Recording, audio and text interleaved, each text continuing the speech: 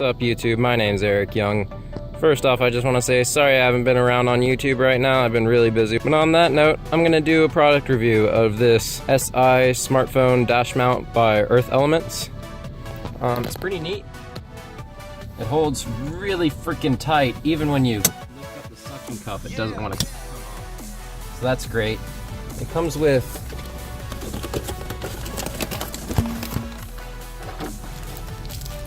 four batteries, or four magnets, two big ones and one smaller one, to attach to the back of your phone case. I know I'm recording with my phone, so this is kind of a bad review. But anyways, the nice part about this is you can keep your phone straight up on it. It'll hold nicely. Or you can even rotate it, and it will still hold perfectly. So I've been driving around today on my way home from work, really, and it seems to hold. So we're gonna do a little off-road test.